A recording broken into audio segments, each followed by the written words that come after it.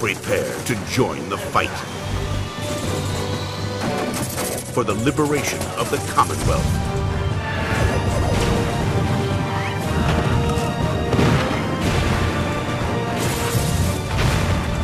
Prepare to join the faction. Red Faction 2. Welcome to Gamespot Live. I'm Greg Kasavin here to tell you all about Red Faction 2 for the PlayStation 2. It's the sequel to last year's successful first-person shooter that took place in kind of a corrupt, oppressed sci-fi universe where you were part of this organization trying to overthrow the evil rulers, and then the sequel really continues that same sort of premise. It's kind of a retelling of the same story, and also a re-envisioning of many of the original game's great qualities. All told, the sequel once again presents kind of this impressive, exciting single-player campaign as well as a fully featured multiplayer experience. So those who enjoyed the first Red Faction will still find a lot to like in the sequel, and those who might have missed the first game will really enjoy the sequel as well. The setting of Red Faction 2 is the same as that of the first game, but the characters and the story are entirely different. Parker, the first game's protagonist, is nowhere to be found here, and instead you'll be playing as a guy named Alias, a nanotech-enhanced demolitions expert who's part of this squad that was actually formed to suppress insurgents like the Red Faction, but has instead turned coats on its evil creators and now seeks to do them in.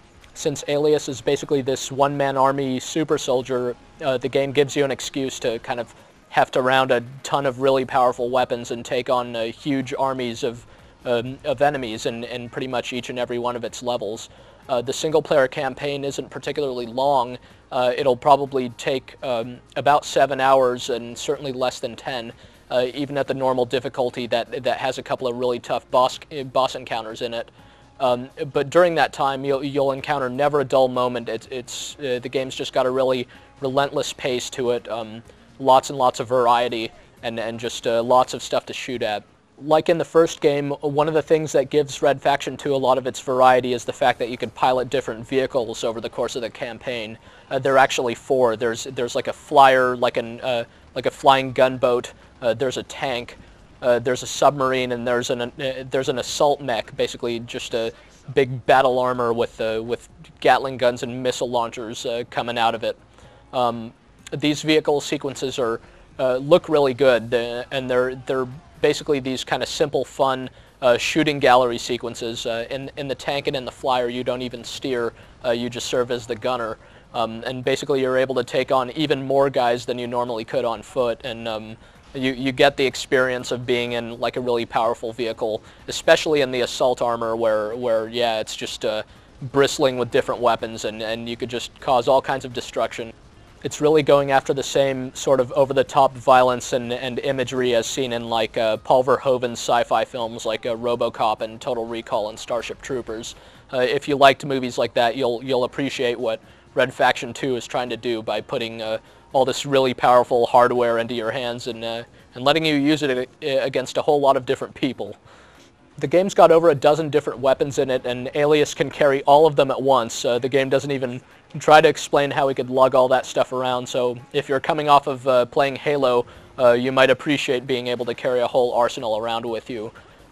Most of these weapons are really cool. They all seem, look, and sound and feel really powerful, and some have really cool special abilities. The new weapon that'll probably get the most use out of you is called the NICW, which is modeled after the U.S. military's own OICW. It's basically this combination assault rifle grenade launcher that also has like a targeting system built into it. So it's this really strong all-in-one weapon that you can use to get past tons of different enemies. Once you're finished with the campaign, you could turn to the multiplayer mode, which lets up to 4 players compete or play together in a split screen with or without computer-controlled bots running around with them. It's too bad that the multiplayer mode can't be played online. Sure, maybe it's not completely fair to criticize a game for not having online play when online is still so new to consoles, but a game like Red Faction 2 really would have benefited from online play and really could have helped kick off the whole online gaming experience for people.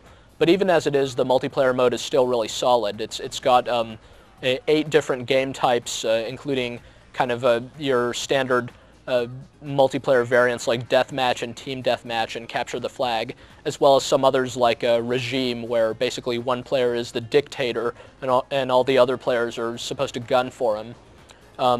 And you could tweak a whole bunch of other options and settings and choose from a variety of different maps and really customize the experience to what you want out of it.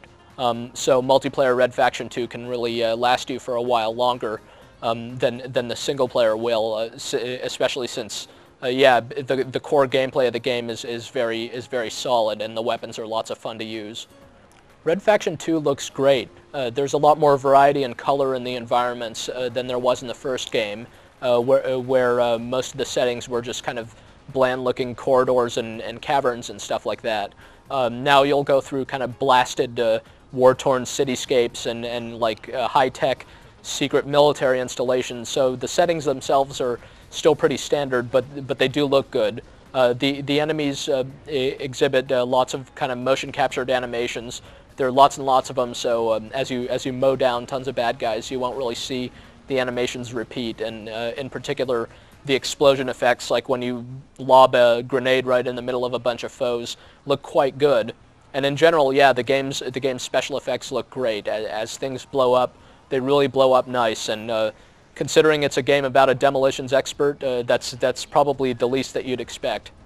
One visual detail that also figures into gameplay is what the developers call the geomod system, which basically translates into letting you blow holes in stuff.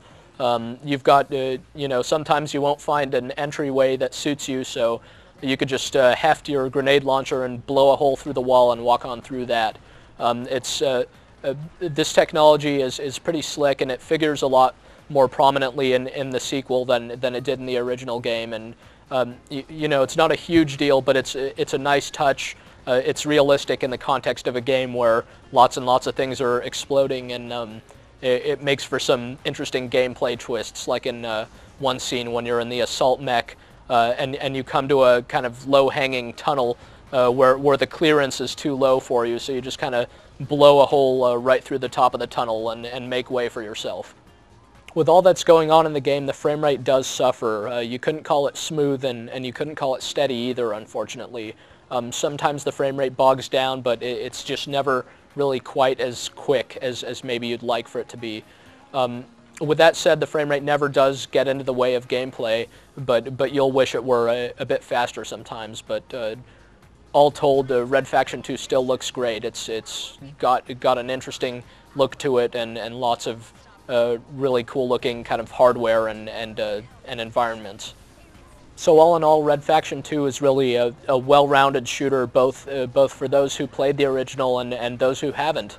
It's got all the stuff that was great about the first game, just lots of really powerful hardware and lots of tough and challenging and diverse shooting sequences. And it's also got a good multiplayer mode to boot. So if you like the idea of a kind of gritty and violent shooter set in a not so far-flung future where you get to take on the man using a number of really powerful vehicles and weapons, then certainly Red Faction 2 is going to have a lot to offer you.